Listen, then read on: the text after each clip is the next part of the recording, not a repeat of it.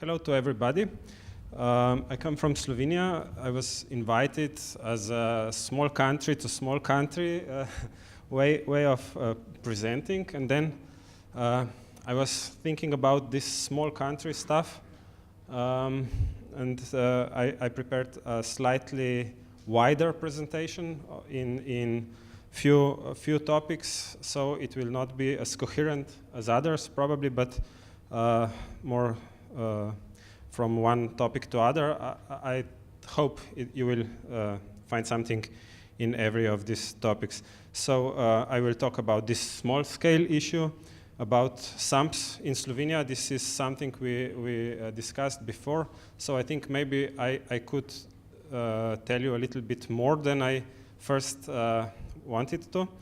Then about pedestrians, about walking. This is the main issue today, so I came here because at our group at Ministry, I am the one responsible for walking. I'm not assigned commissioner for walking, but I cover the issues of walking and parking in a group of like 10 people, 5 dealing with expert issues and another 4 with administration of projects.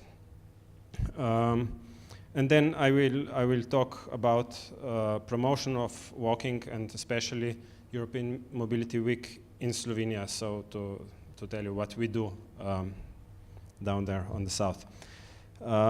So maybe a few words about this small country stuff and small scale. As you see on the map, maybe Slovenia is bigger, I think about 7 times bigger than Luxembourg, 3 to 4 times bigger in terms of population. Our cities are slightly bigger. This means Ljubljana capital is maybe 2 times Luxembourg city, and then the other cities are more or less as small as yours.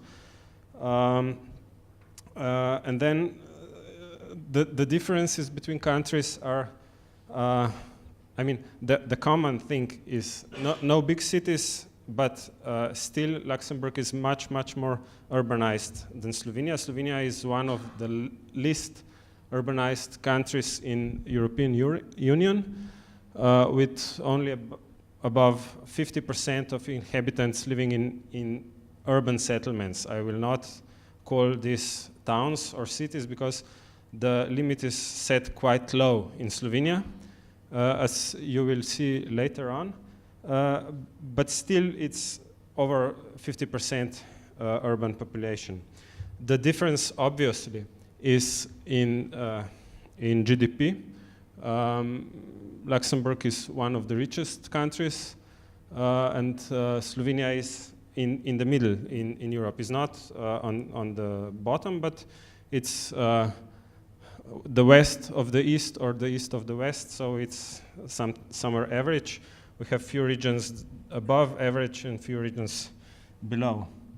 But there is one thing about mobility in Europe statistics, that Luxembourg and Slovenia are very close, and despite this difference in GDP, Luxembourg has been for years the leading, but this is the worst case, basically in percentage of household expenditure for mobility. But now, and Slovenia was the second.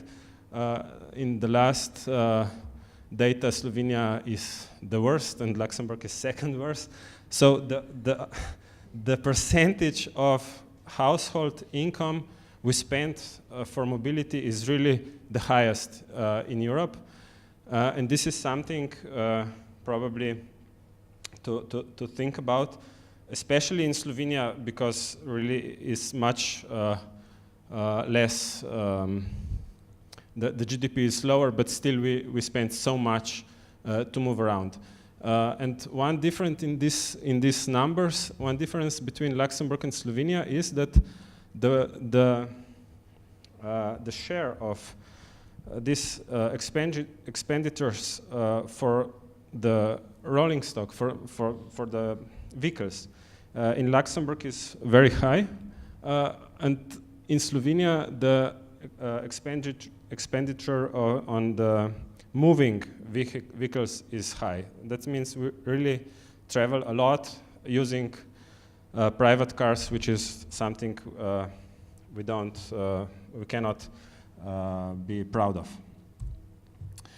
So about small scale, big scale, this is a big scale example I took from Jan Gehl's presentation for Moscow of the problems for pedestrians on big scale, in big city, on big roads, where the problem is not that there is not enough space, the problem is the space is allocated badly, is maintained badly, and so on.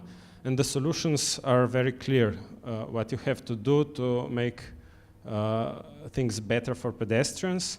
But then, when you come to smaller scale, this is still one of the main streets in Ljubljana.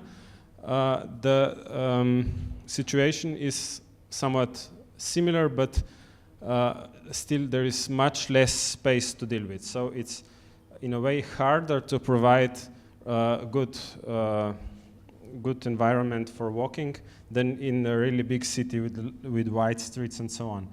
And then if we come to even smaller surroundings, this is Krško, one of regional centers of Slovenia,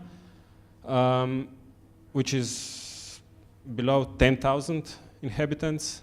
And this is the main street in the old center, which have traffic on it every day, except the car-free day. So this is it.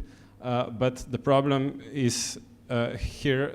The problem here is that if you have bus here and you have cars here, you have trucks, bicycles, pedestrians. There's just not enough space for everyone. So you have to be more innovative in the way how you share this small space you have. And the big thought about this small scale cities, small scale environment and walking is in this diagram. I'm sorry, it's just in Slovenian, but I will translate it to you. So it is the modal share in Ljubljana according to the length of the trip, and the blue is walking, then the orange is bicycle, green is public transportation, and red is car. So what's interesting here is that really for short trips, walking is predominant option, and for 2 kilometer trips is already below half. But I said in Slovenia we have really a lot of small towns, really small towns, villages and so on. So the distances are short. So this is something we should really make use of, make advantage of this, and prepare our roads, our villages, our towns to be as walkable as possible, because we have this possibility. It doesn't have to be the whole area.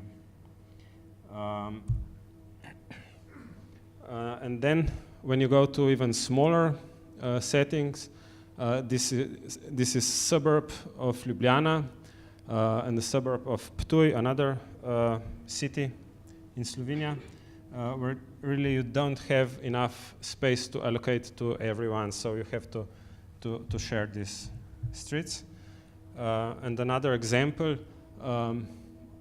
from a rural setting in vicinity of Ljubljana, and from Ljubljana, when you have really space for cars, for bi-directional road, and then for pedestrians it's just like 40 centimeters, and this is something we have to get rid of. I'm sorry, I will show you a lot of bad pictures in this presentation.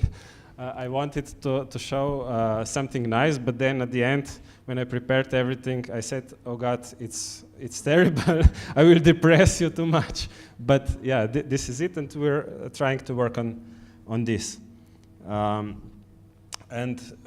We did make a great deal in the center of Ljubljana. I mean, the city of Ljubljana did make great improvements. And this is a street that was really renovated a few years ago. I talked to David before about this street because it's somehow famous for the way how it was done, pedestrianized. On this narrow street, buses were going through the city, and all the traffic, like 15 years ago, and it was really terrible. On one, if you see on the top, there is a house going further into the street. At this point, it was a sign forbidden for pedestrians. So you had to cross the street and go on the other side because it was not enough space for the traffic. And then they just closed this road due to sewage repairing. And after a few months, they just didn't reopen it. So they diverted all the public transportation. They closed the traffic through the city center, and it was a success. It was really not the democratic way of doing it, but it was successful. But now, after 15 years, the city center became, in a way, I would say, gentrified. The stores, the cafes, and so on really went upgrade. There are a lot of tourists in city center, and this means a lot of logistics. A lot of trucks in the morning, just to 10 o'clock. This street now looks like this. So we did something good for pedestrians, really good, but now we face new problems in the same street, which we'll have to make something about. Okay, then the next topic is sustainable urban mobility planning in Slovenia.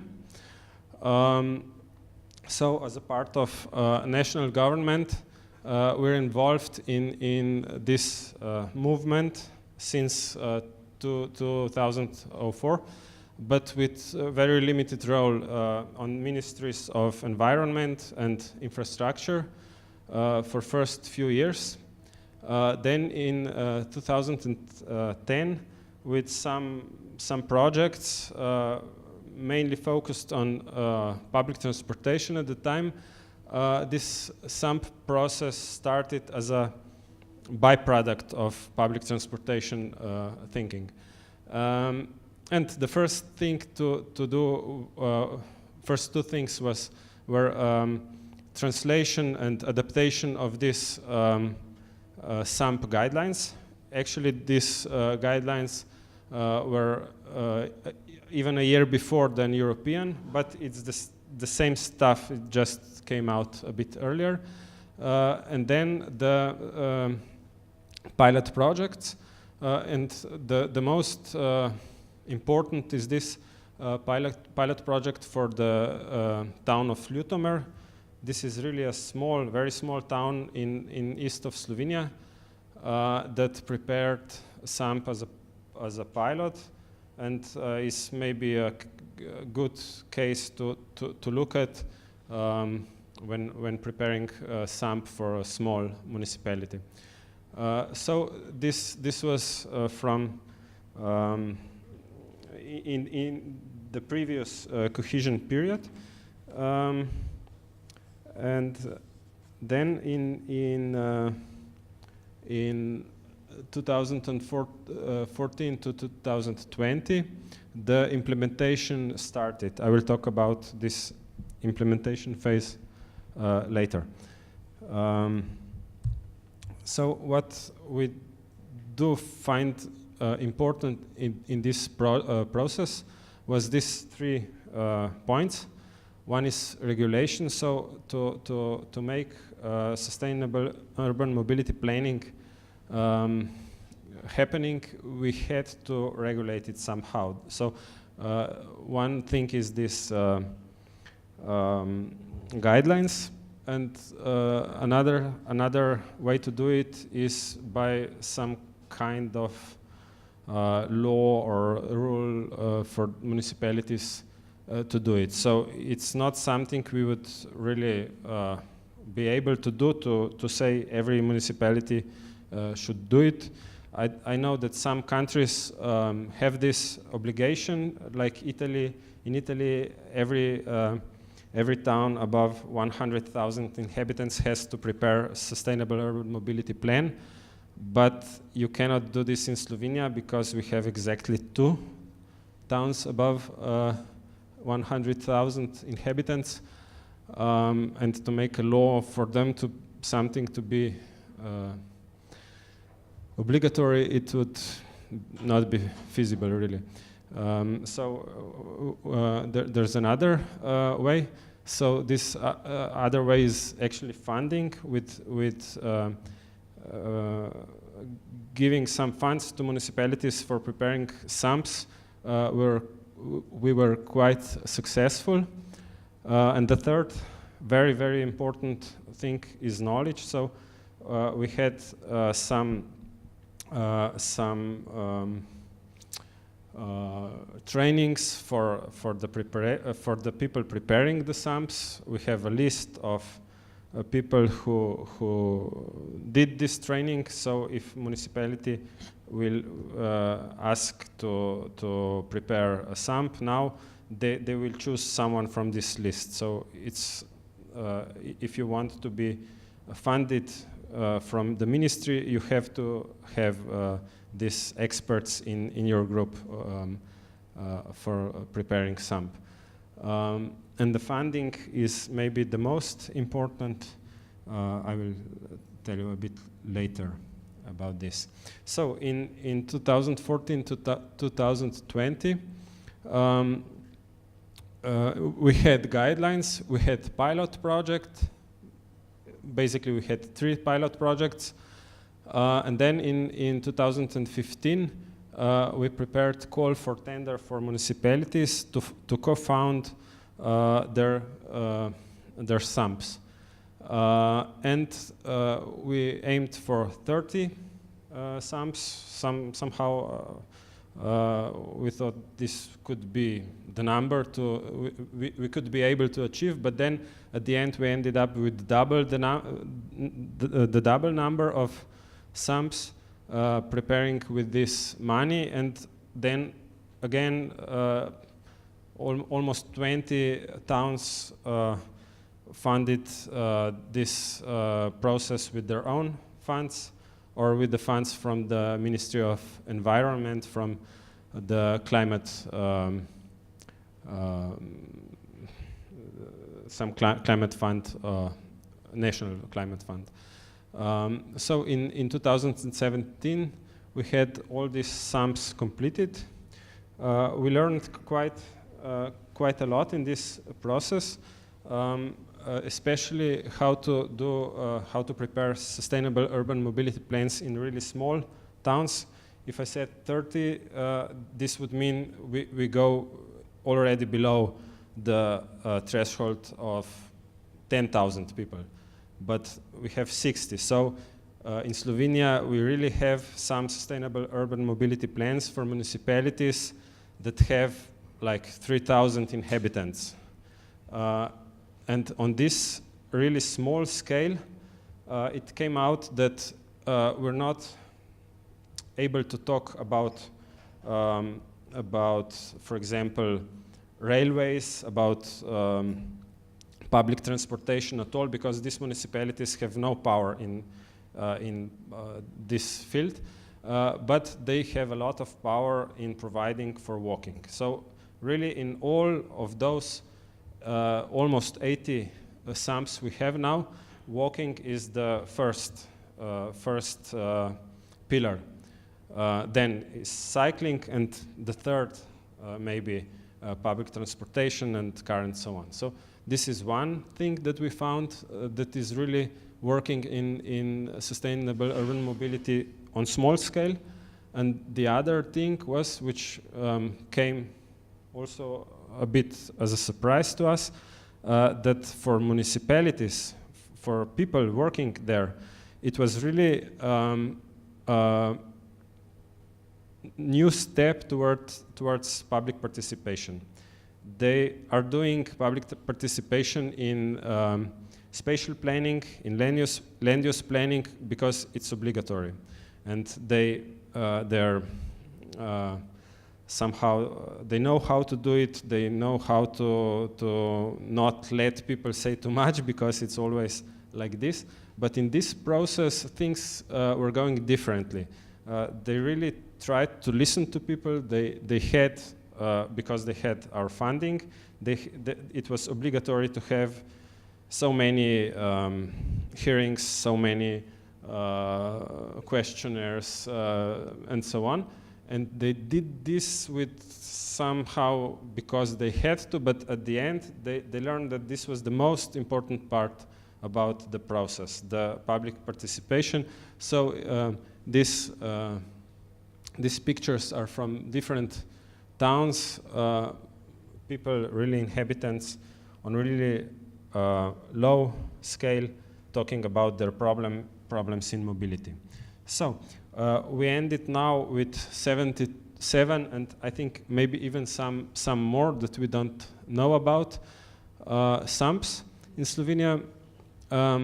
We have updated our national program for sustainable urban mobility, and we found these two main things about sustainable urban mobility planning on small scale. So we think we are, in a way, an interesting country to look at in small scale planning of urban mobility.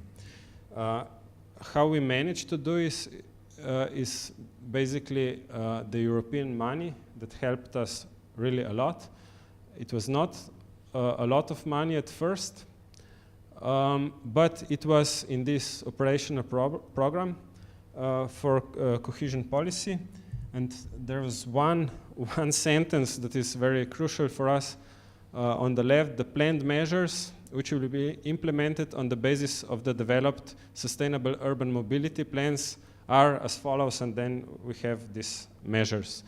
But because it's really written in this document that the basis for the measures are developed sustainable urban mobility plans, we had this power to say, okay, these measures can be funded just in towns that prepared these SAMPs, and they had to find these problems, to identify the problems in SAMPs, and then we can co-found solutions to these problems with national and European money. And then this became very popular between mayors, so they managed to increase the amounts of money with the state, because they were really coming on board of this sustainable urban mobility measures. Not always in a good way, but generally it is a good movement. So at the beginning we have 31 million of cohesion fund and 44 of regional development funds, which was just for the 11 city municipalities. These are basically the biggest cities that have this regional role in their respective regions, and it's funded with another mechanism. The allocation of this money was a bit less than 2 million for the SAMP processes in those 60 cities, towns, Then it was a bit less than 5 million for the park and ride systems. So now we are building with this money seven park and ride locations. 6 of them are surrounding Ljubljana, but not really one in Ljubljana, others in the towns around Ljubljana, up to 120 kilometers. Then there is 70 million for walking and cycling infrastructure and bus stops. It was a tender that all the municipalities that prepared sums could apply. And the most typical measures are sidewalks and bicycle lanes, but also the bike sharing systems and so on.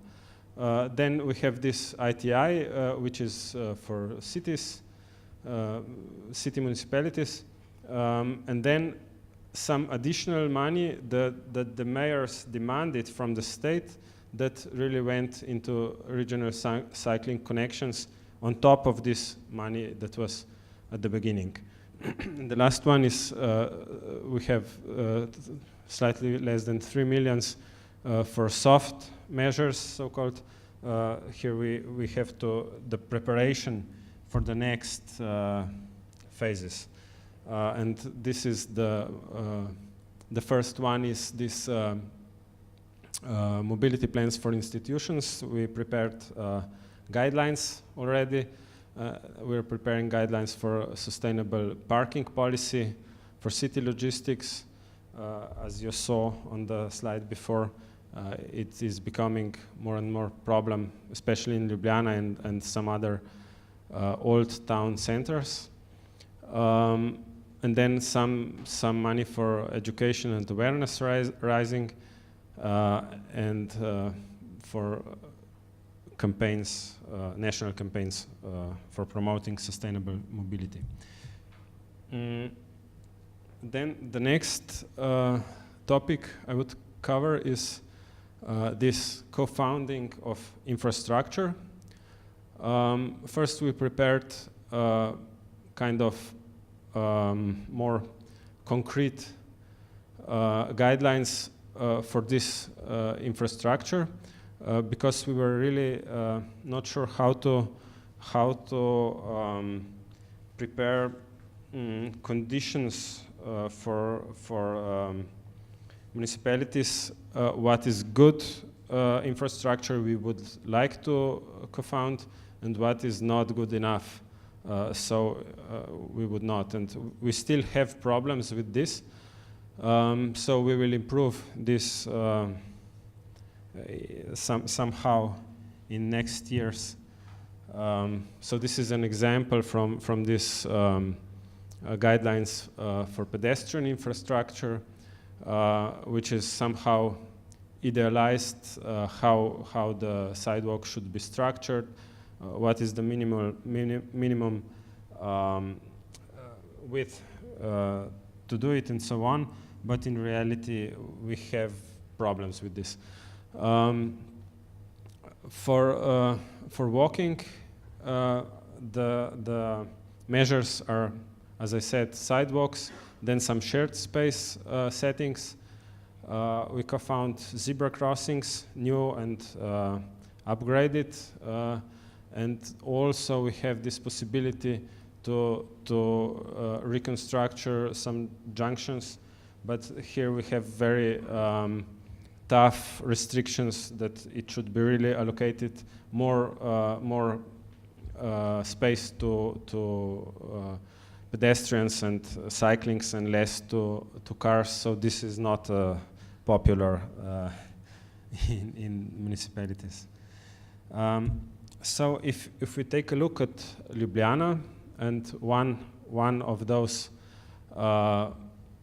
projects that is finished already, almost, I will tell you a little bit about the background first.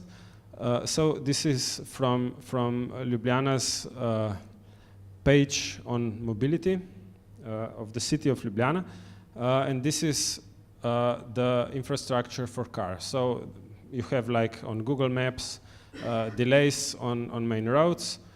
Maybe on this one, it's interesting to see this missing part at the middle. This main north-south is Slovenska Street, which is missing a link in between. This is the part that is really closed now for individual cars, not for public transportation though. And you see quite a logical grid here.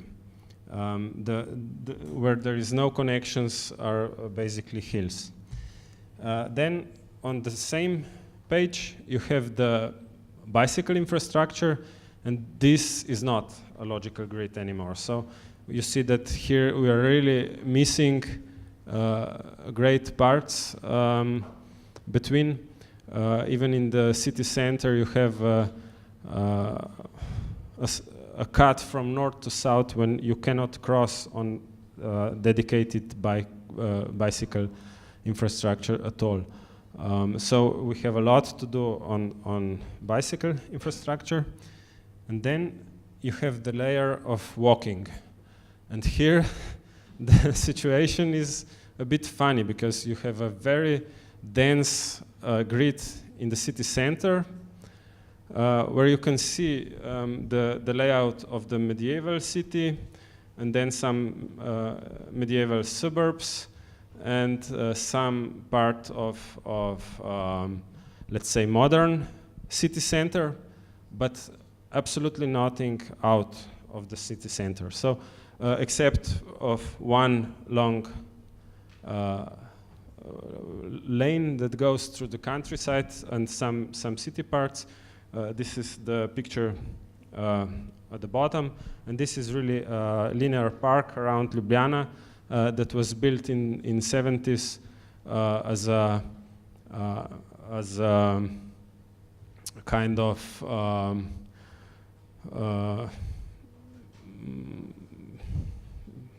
like to memory the World War II, when the town was surrounded by a barbed wire. And this is it.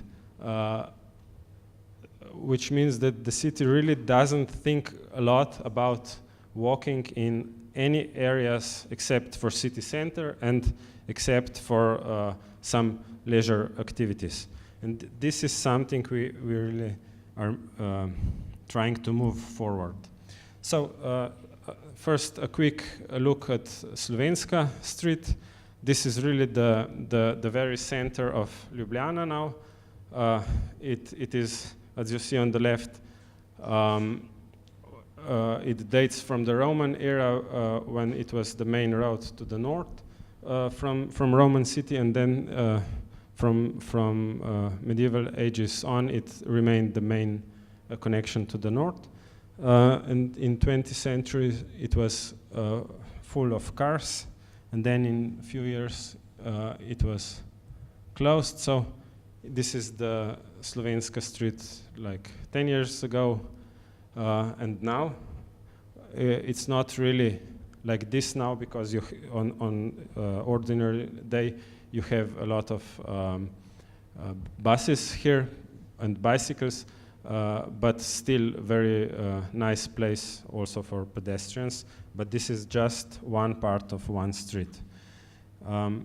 But in spite of this critique I am having here, the model split in Ljubljana changed in 10 years from 2003 to 2013 with quite big improvement for pedestrian and decrease in car use.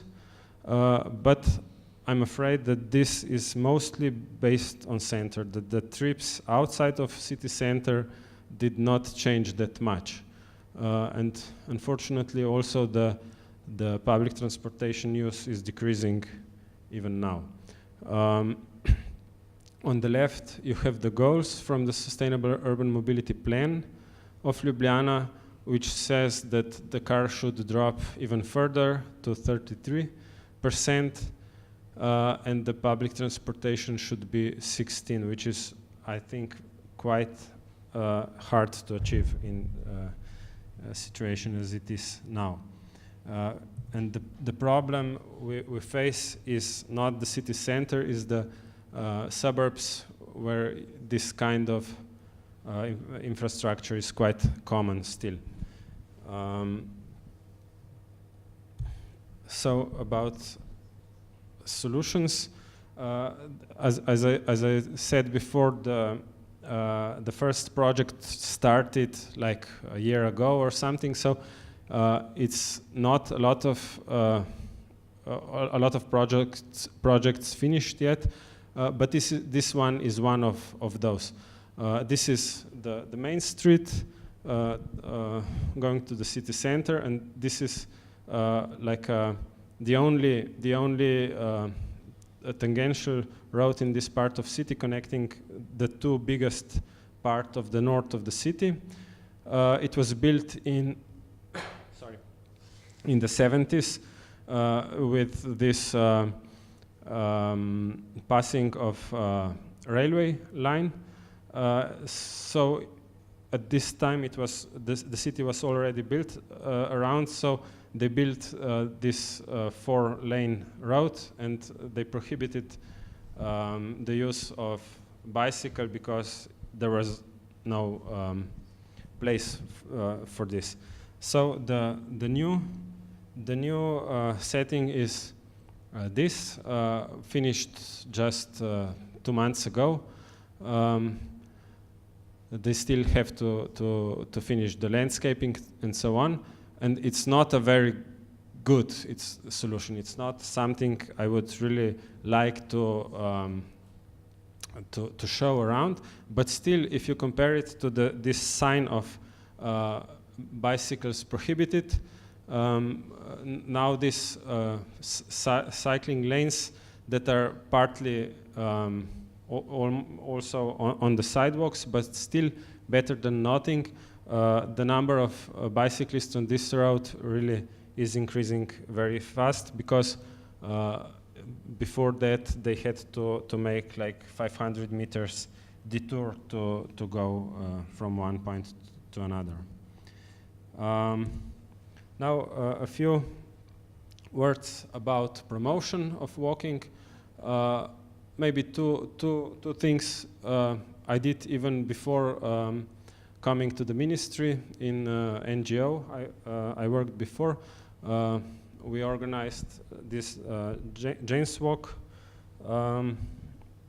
movement, and another one was the walking bus, which we started in Slovenia a few years ago, with promotion, with trainings and so on.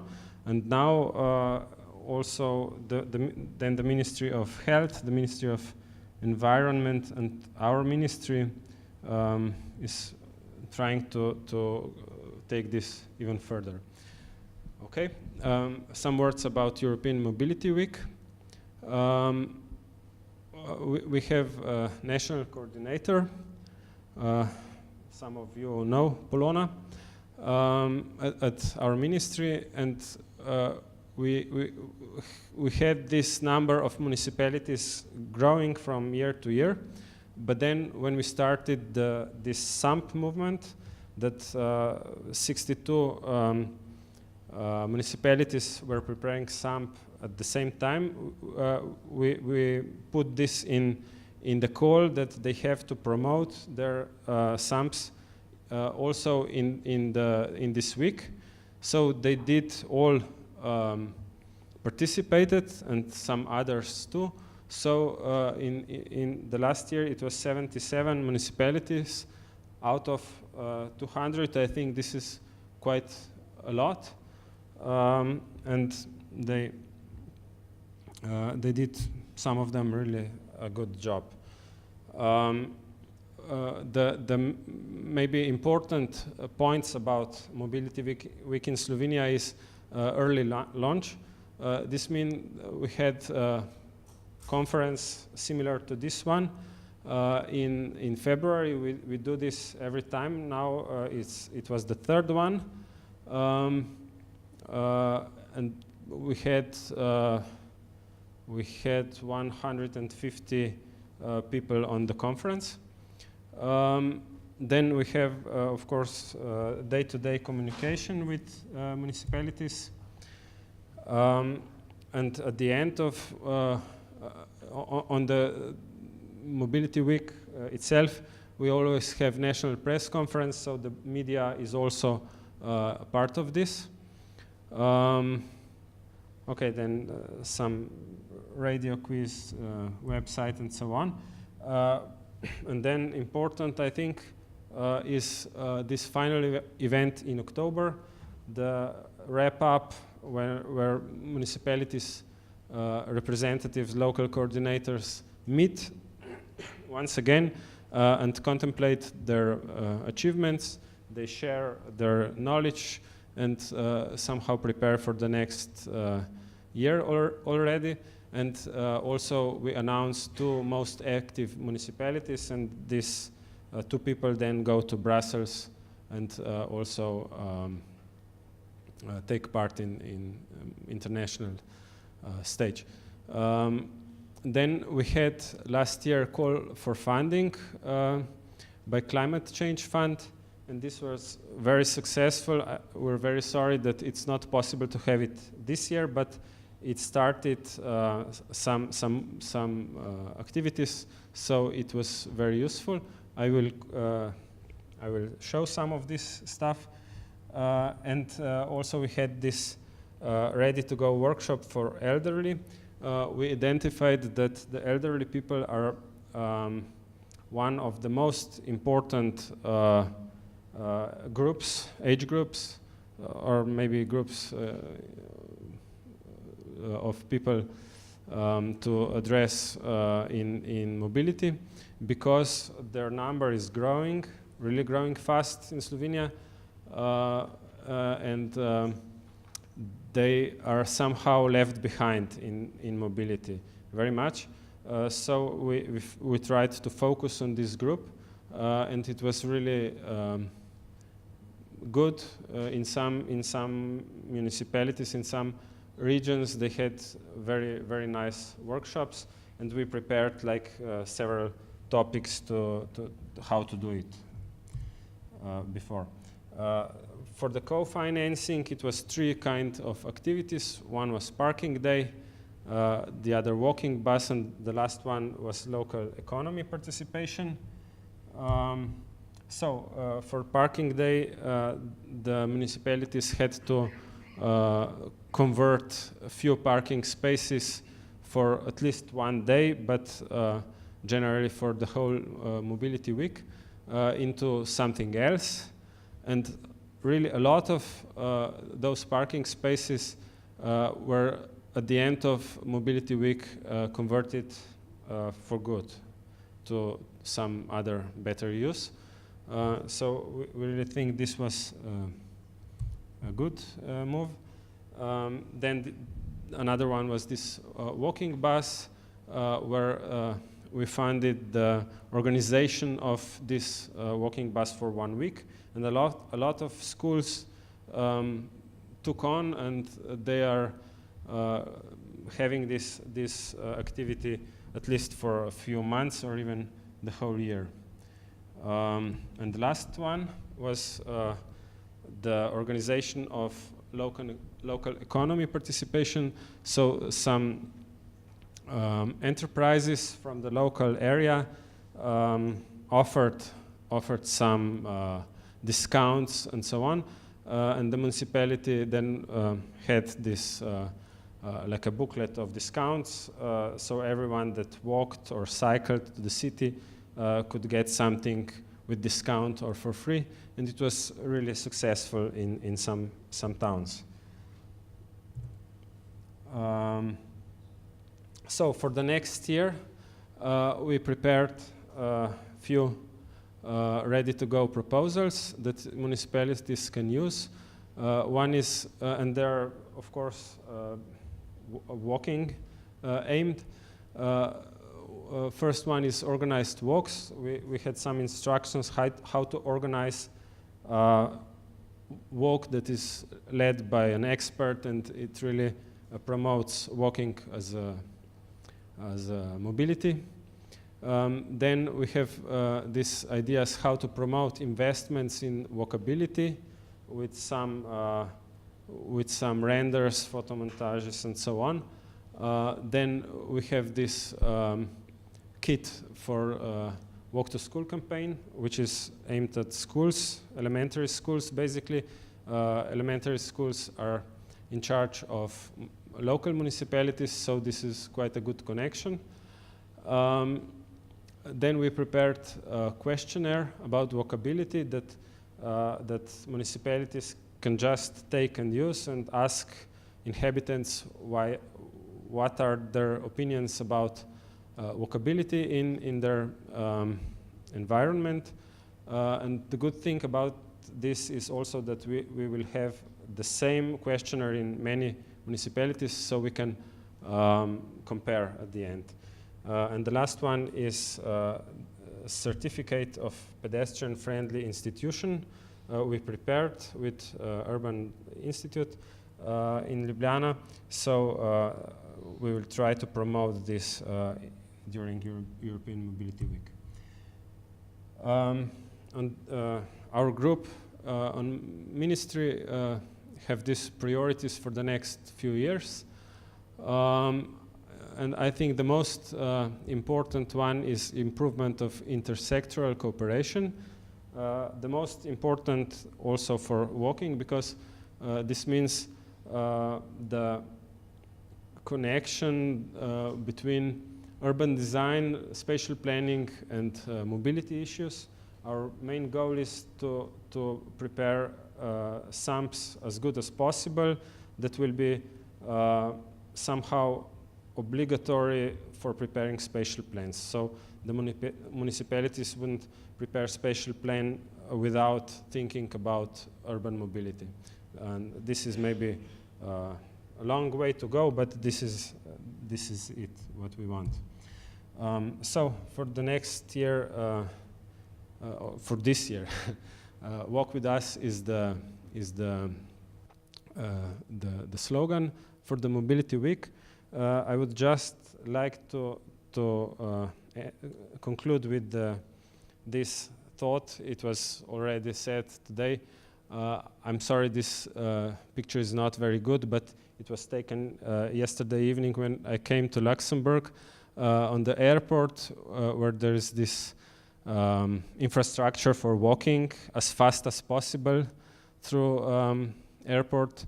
Of course, it's good to be fast on the airport, but in the city you have to always have time to stop, to enjoy.